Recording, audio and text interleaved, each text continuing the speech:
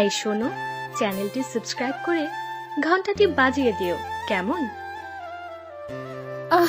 আমার লাগছে, প্লিজ একটু আস্তে করুন। লাগবেই তো, টাকা দিয়ে কিনে নিয়েছি তোমায়, একটু তো সহ্য করতেই হবে তাই না? জি, কিন্তু একটু আস্তে করলে আমার জীবনটা রক্ষা পায়। আমি এইসবে একদমই নতুন, আজকে আমার প্রথম হচ্ছে, একটু দয়া করুন প্লিজ। আমি আসি। আমাদের গল্পগুলো যদি ভালো লেগে থাকে তাহলে আমাদের চ্যানেলটি সাবস্ক্রাইব করে পাশে থাকবেন। ধন্যবাদ। আর আমি প্রিয়াঙ্কা। আমাদের গল্পগুলো যদি ভালো লেগে থাকে অবশ্যই আমাদের চ্যানেলকে সাবস্ক্রাইব করে পাশে থাকবেন। আর হ্যাঁ, ভিডিওটি সম্পূর্ণ শুনবেন। উফ, আরো জোরে চিৎকার করো শোনা, মেয়েদের আর্তনাদ শুনতে বড্ড ভালো লাগে আমার। আরো জোরে জোরে চিৎকার করো। প্লিজ আমার কষ্টটা একটু বুঝুন, অনেক ব্যথা করছে, আমি মরে যাব মনে হচ্ছে। অপু বিথির কথা শুনে কিঞ্চিত হাসল। অপু এত মেয়ের সাথে সে রাত কাটিয়েছে যার কোনো নির্দিষ্ট হিসেব নেই, কিন্তু যতজন মেয়ে তার বিছানায় এসেছে তারা কেউ ভার্জিন ছিল না। আজ অপুর বিছানায় একটি ভার্জিন মেয়ে এসেছে।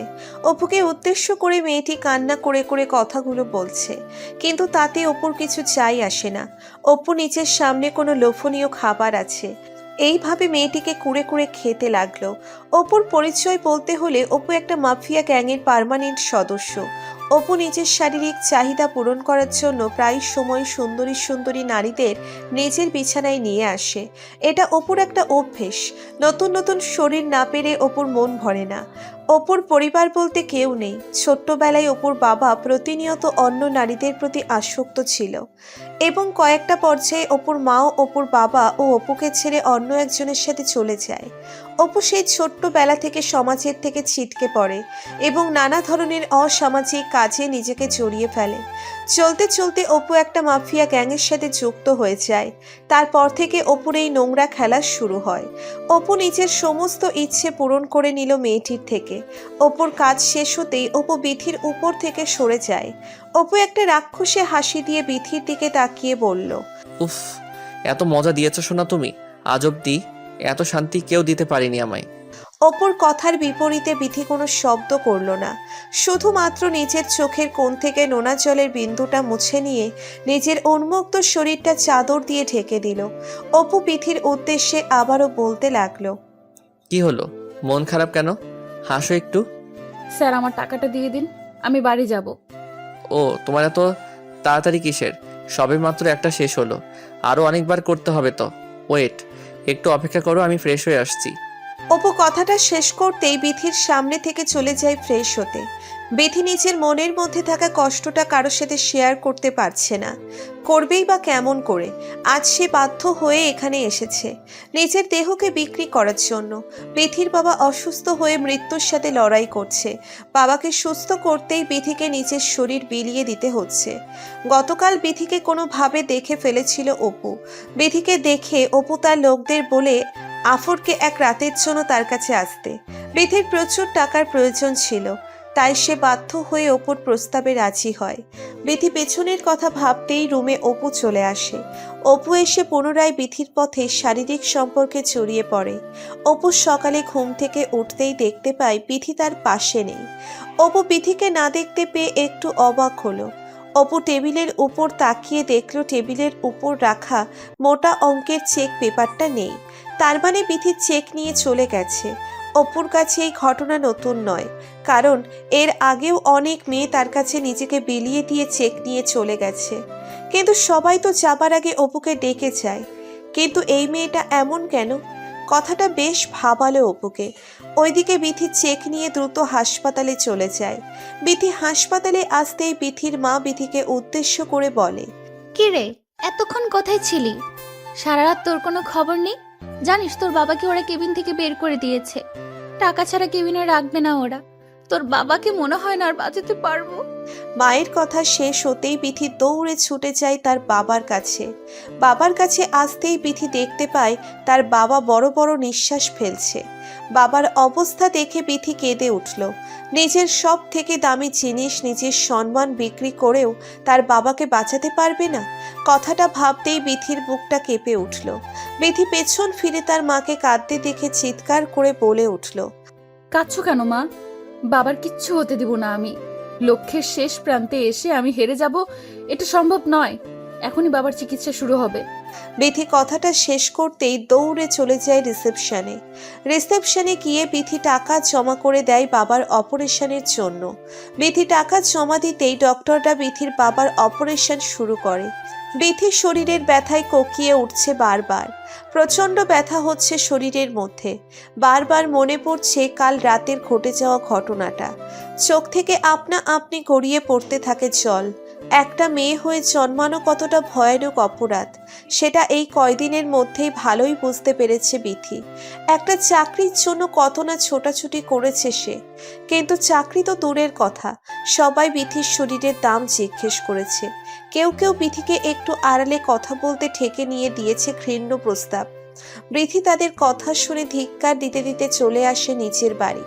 এতটা জঘন্য সমাজে সে বাস করে, যদি না তার বাবা এমন অবস্থায় যেত তবে হয়তো বুঝতে পারত না সে।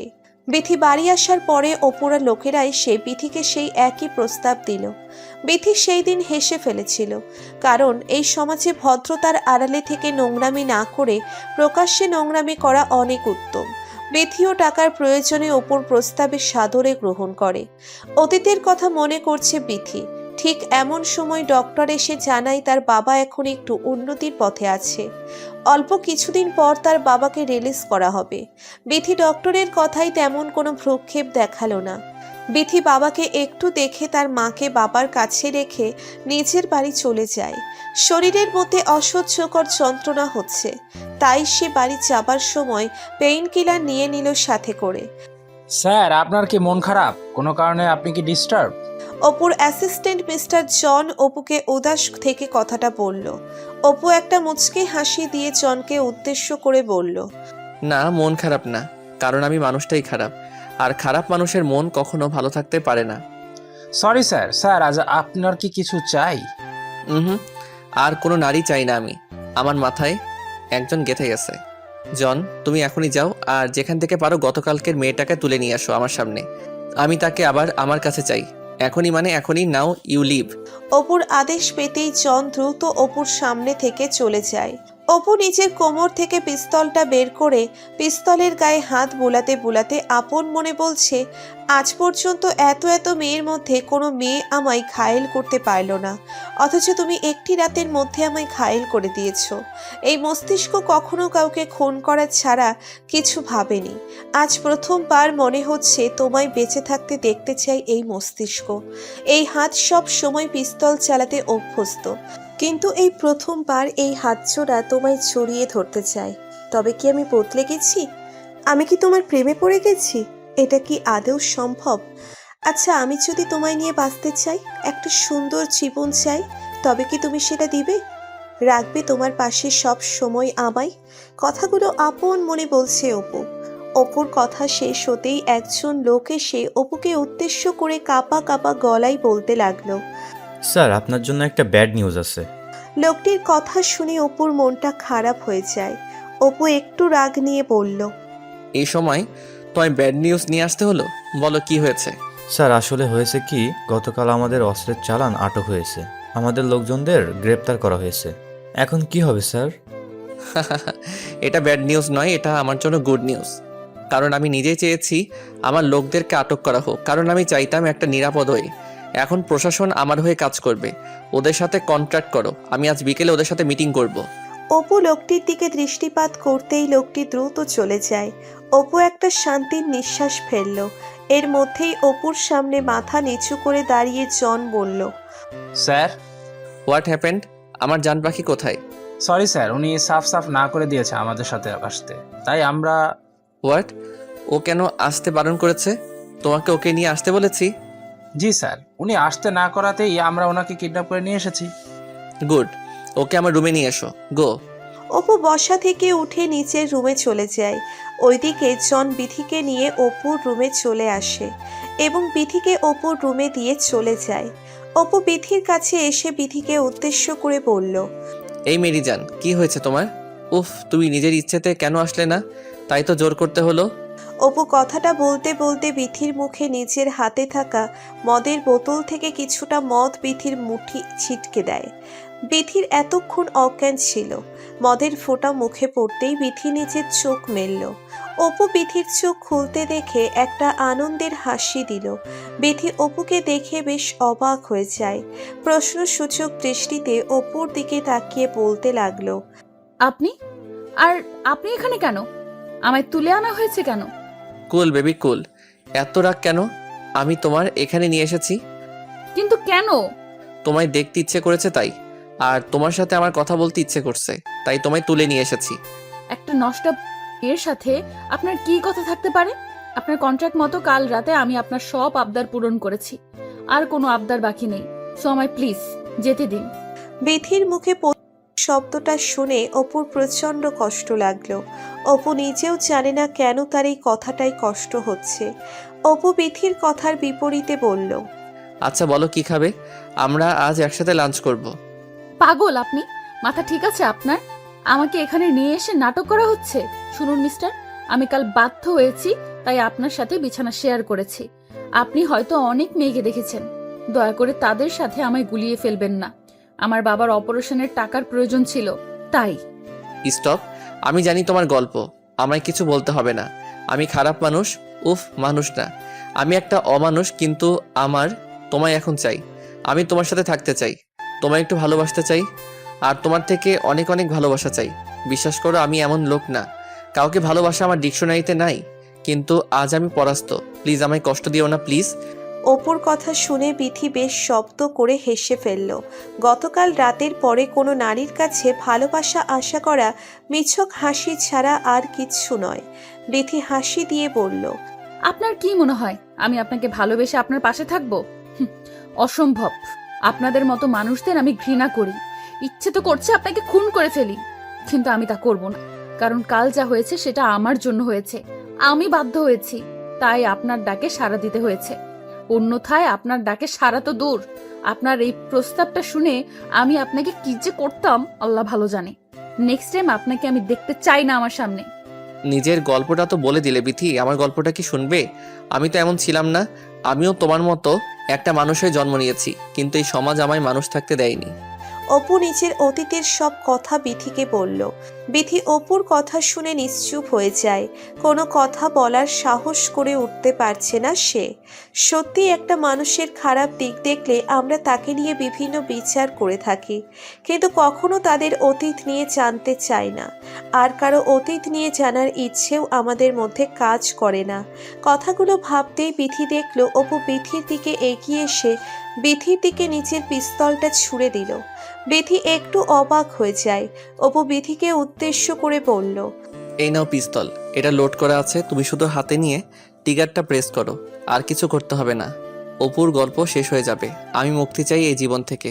Do it, shoot me, come on. Bithi বুঝে উঠতে পারছে না কি করা উচিত তার। এইদিকে অপু বিথিকে ফোর্স করছে অপুকে গুলি করার জন্য। বিথি আর কিছু ভাবতে পারল না, ছুঁড়ে ফেলে দিল হাত থেকে পিস্তলটা। অপু বিথির দিকে তাকিয়ে বলে উঠল, এ কি করলে? এত বড় সুযোগ হাতছাড়া করলে? আমার মতো জীবের বেঁচে থাকা উচিত নয়, আমায় মুক্ত করে দাও। বিথি একটু নিশ্চুপ থেকে অপুকে উদ্দেশ্য করে বলতে লাগলো, অতীতকে ভুলে এইসব বাজে কাজকে ছেড়ে দিয়ে আপনি কি ভালো একটা জীবনে ফিরতে পারেন না? পারি, কিন্তু কি লাভ হবে? সবাই আমায় ঘৃণা করবে, কারো মনের মধ্যে ভালোবাসার সৃষ্টি করতে পারবো না আমি। ভালোবাসি না আপনাকে, কিন্তু আমি চাই আপনি ভালো হয়ে যান। এইসব থেকে নিজেকে আড়াল করে নিন প্লিজ, আমার জন্য। বিথির কথা শুনে অপু হেসে ফেলল। বিথির চোখের জল মুছে দিয়ে অপু বলল, ভালোবাসা কি জানি না, তবে তোমায় দেখার পর ইচ্ছে করছে খুব নিজেকে বদলে ফেলি, তাই আজ থেকে সব ছেড়ে দিলাম। আর যেদিন তুমি আমায় ছেড়ে দিবে, ওই দিন আমি এই দুনিয়া থেকে বিদায় নিব। বিথি অপুর কথার বিপরীতে কোনো কথা বলল না, বরং মুচকি হাসল। জীবনের সব থেকে বড় পাওয়া কি জানেন? কারো মুখে হাসি ফোটানোর পাশাপাশি কাউকে ভুল পথ থেকে ফিরিয়ে আনা। বিথি বাধ্য হয়েছে অপুর ডাকে সাড়া দিতে, কিন্তু অপু নিজেকে বাধ্য করেছে বিথির জন্য অমানুষের জীবন থেকে মানুষের জীবনে ফিরে আসতে। ভালোবাসা এমন একটা শব্দ যা একটা মানুষকে বদলে দেয়। একটা মানুষের খারাপ পথ থেকে ভালো পথ আনতে এই ভালোবাসা গুরুত্বপূর্ণ ভূমিকা পালন করে। ঠিক তেমনি ভালোবাসা ভালোবাসা একটা ভালো মানুষকে খারাপ পথে চালিত করে। আমাদের ভালোবাসার হওয়া উচিত বিথির মতো কাউকে ভুল থেকে বেরিয়ে আসতে, যে ভালোবাসা কাজ করবে। বিথি আর অপুর মধ্যে ধীরে ধীরে ভালোবাসা সৃষ্টি হয়, আর তাদের ভালোবাসাও বিয়ের মাধ্যমে সারা জীবনের মতো পূর্ণতা পায়। ভালোবাসা মহান, ভালোবাসা এমনভাবেই নিজের রঙে রাঙা প্রতিটা হৃদয়। প্রতিদিন ভালোবাসার নতুন নতুন গল্প পেতে চ্যানেলটি সাবস্ক্রাইব করে পাশে থাকা বেল বাটনে ক্লিক করুন।